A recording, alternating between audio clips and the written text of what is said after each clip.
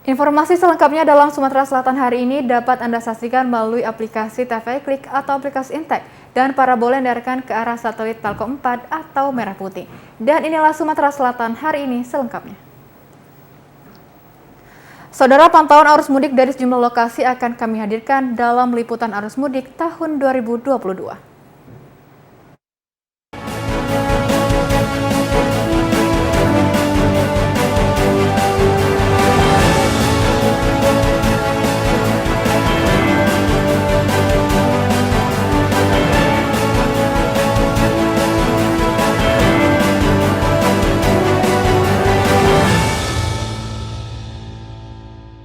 Baik saudara, saat ini saya sudah bersama 3 rekan saya yang sudah berada di beberapa titik pantauan arus mudik tahun 2022 di Provinsi Sumatera Selatan.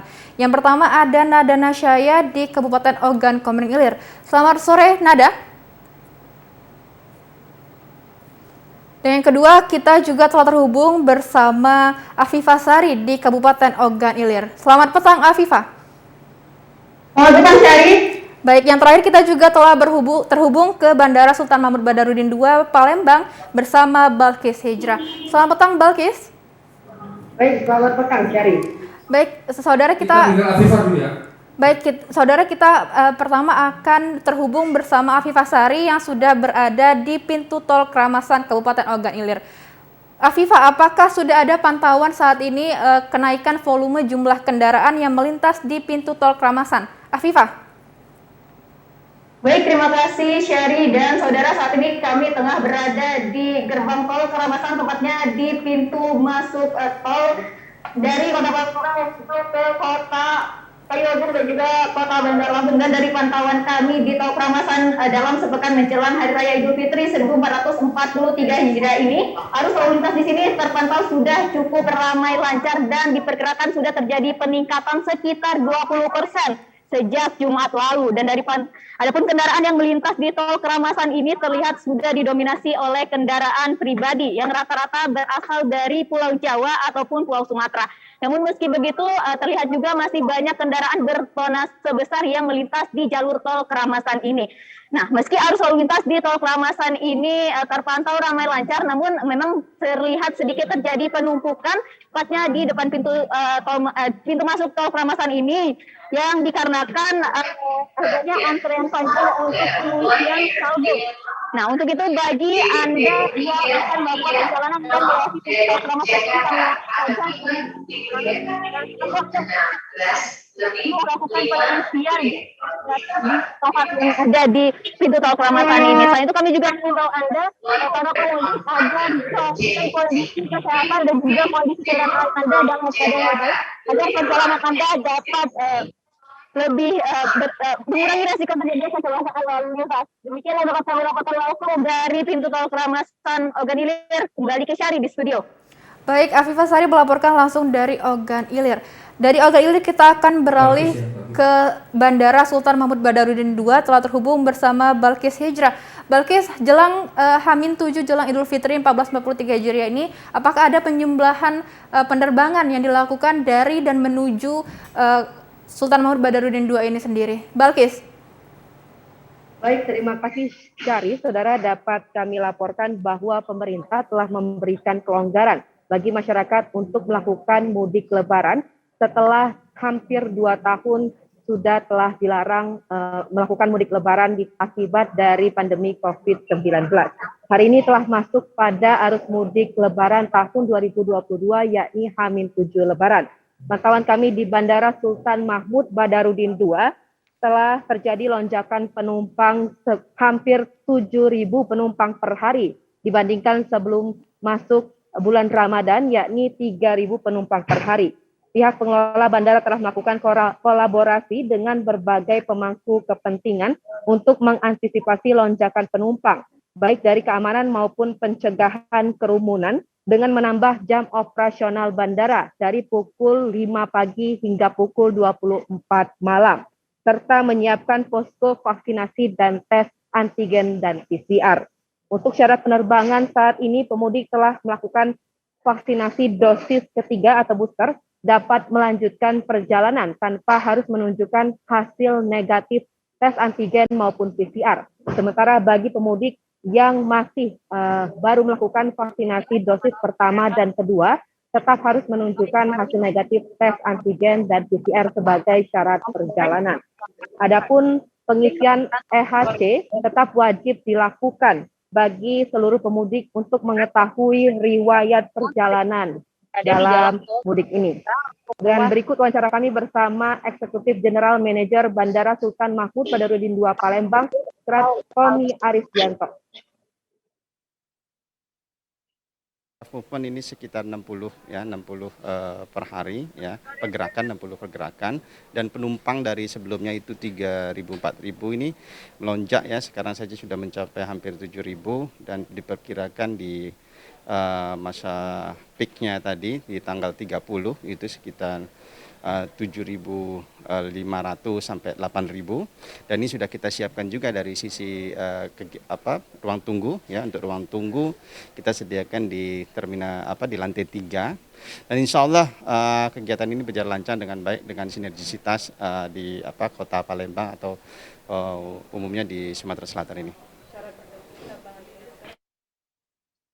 Baik, saudara, dapat kami laporkan pula bahwa puncak arus mudik Lebaran diprediksi pada tanggal 30 April 2022 mendatang.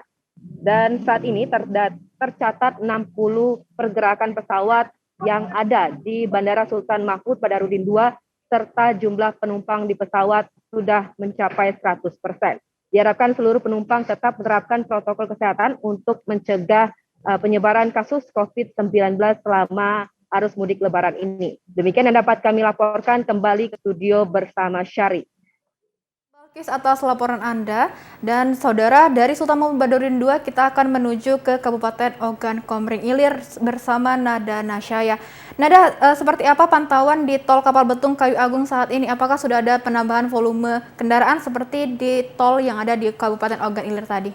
Nada. Baik, Syari dan juga saudara, setelah pemerintah memperbolehkan untuk masyarakat mudik, dan salah satu alternatif yang dilakukan oleh masyarakat untuk mudik Lebaran yaitu dengan menggunakan jalur darat. Dan seperti pantauan kami, saat ini saya tengah berada di Jalan Tol Trans Sumatera ruas Palembang dan Betung, atau yang sering dikenal dengan Tol Kapal Betung. Berdasarkan hasil pantauan kami, jumlah kendaraan mengalami peningkatan bila dibandingkan dengan hari-hari normal. Dari wawancara kami dengan pengelola Tol Kayu Agung Niko Adrian, mulai hari Sabtu kemarin sudah terjadi peningkatan dari hari biasa sekitar 2.300 sampai dengan 2.500 yang melintas di Tol Kayu Agung ini, tetapi dari hari Sabtu hingga saat ini sudah mencapai angka 3.000 kendaraan, yang dipastikan kendaraan akan terus mengalami peningkatan. Dan untuk jenis kendaraan sendiri yang melintas baik dari Kayu Agung menuju Palembang dan juga Palembang menuju Kayu Agung, ini mayoritas adalah kendaraan pribadi dan juga beberapa angkutan logistik yang masih cukup padat, dan juga ada juga bis antar kota dan antar provinsi. Dari hasil pantauan kami sepanjang jalan tol Kapal Betung ini, kami melihat ada beberapa area, yaitu sekitar kilometer 349 sampai 353 terpantau jalan cukup bergelombang. Untuk itu, pihak pengelola jalan tol juga menghimbau untuk masyarakat yang akan melintasi jalan tol Kapal Betung ini untuk tetap mengikuti aturan lalu lintas yang ada sepanjang jalan tol, dan juga mengikuti aturan-aturan kecepatan kendaraan bagi masyarakat yang akan melintasi jalan tol Kapal Betung ini. Dan juga pemirsa, berdasarkan hasil pantauan kami belum menemukan posko pengamanan di beberapa ruas tol di sepanjang jalan tol ini, namun kendaraan masih tetap kondusif selama dalam perjalanan. Demikian yang dapat kami sampaikan. Kita kembali ke studio, Syari. Saudara, dapat kami simpulkan juga bahwa memang H-7 jelang Hari Raya Idul Fitri ini peningkatan jumlah kendaraan di tol sudah mengalami peningkatan, dan juga penumpang di SMB Sultan Mahmud Badarudin II juga sudah mengalami peningkatan. Walaupun memang dari pemerintah sendiri sudah memperbolehkan melakukan mudik, tapi tetap menerapkan protokol kesehatan. Baik, terima kasih rekan-rekan yang sudah berada di beberapa titik pantauan arus mudik tahun 2022. Tetap jaga kesehatan dan tetap melakukan protokol kesehatan. Selamat sore rekan-rekan. Dan saudara, kini kita ikuti informasi selanjutnya. Masih seputar arus mudik, pantauan arus mudik di pemberangkatan bus antar lintas Sumatera. Pemudik membeli tiket keberangkatan sebelum hari keberangkatan agar harga tiket tidak terlampau mahal.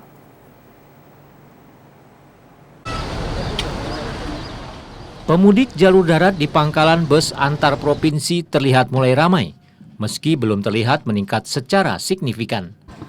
Para pemudik yang melalui jalur darat menggunakan bus antar provinsi tujuan Aceh, Sumatera Utara, dan Pekanbaru Riau. Pelonggaran mudik tahun ini disambut gembira pemudik. Suryanti mengakui senang dapat pulang kampung bersama keluarga. Dirinya membeli tiket jauh hari agar harga tiket bus tidak terlalu mahal. Aman, murah. Berapa, Bu? 450. Biasanya berapa, Bu? Biasanya kalau mudik 700, ya 700, 600. Tanggapannya udah berapa lama Bu nggak mudik? 3 tahun, semenjak ada corona, belum pernah balik. Darwin, pengelola bus akap, mengatakan bus biasanya mengangkut 30 orang untuk satu kali berangkat. Namun hari ini pemesanan tiket belum meningkat signifikan. Untuk sementara kami belum ada lonjakan, cuman baru nanti tanggal 28 29 baru ada. Untuk tanggal 28 29 penuh. Sudah penuh. Ya alhamdulillah lumayan kan kami bisa ada kegiatan. Kalau kemarin kan kami nggak ada kegiatan sama sekali kan. Sekarang kami ada kegiatan, bisa kerja gitu. Mudah-mudahan dapat hasil kan sedikit. Diperkirakan pemudik yang akan menggunakan jalur bus akan meningkat pada 28 April mendatang atau H-4. Adi Gunawan, TVRI Sumsel melaporkan. Sementara itu, keberangkatan rute Lubuk Linggau, Jakarta dan sebaliknya di Bandara Silampari sudah habis terjual untuk tanggal 27 sampai 30 April. Mulai kembali beroperasinya Bandara Silampari, warga masyarakat yang hendak mudik melalui jalur transportasi udara ramai penumpang. Kasubsi Teknik Operasi Keamanan dan Pelayanan Darurat Bandara Silampari Lubuk Linggau, Mada Anggana, mengatakan, hingga saat ini untuk tiket pesawat baik dari Jakarta maupun Lubuk Linggau di jadwal 27 hingga 30 April 2022 sudah habis terjual. Sedangkan untuk syarat penerbangan lebih mudah. Bagi calon penumpang yang sudah vaksin ketiga atau booster tidak wajib lagi tes COVID-19. Untuk mudik itu tanggal 27 sampai tanggal 30 itu sudah habis. Nah, kalau arus balik itu dari tanggal 6 sampai tanggal 8, kalau udah habis. Sementara maskapai komersil ini akan terbang setiap hari dari Jakarta menuju Lubuk Linggau dijadwalkan pukul 10 pagi. Dan sebaliknya dari Lubuk Linggau menuju Jakarta dijadwalkan pukul 11.50 waktu Indonesia Barat. Dari kota Lubuk Linggau, Ferry Setiawan, TVRI Sumsel melaporkan. Memasuki arus mudik Lebaran tahun 2022, sejumlah ruas jalan lingkar timur Kota Prabu Mulih dan jalan lintas tengah mulai diperbaiki. Selain perbaikan di titik yang rusak, pembersihan drainase juga dilakukan untuk kenyamanan pemudik tahun ini.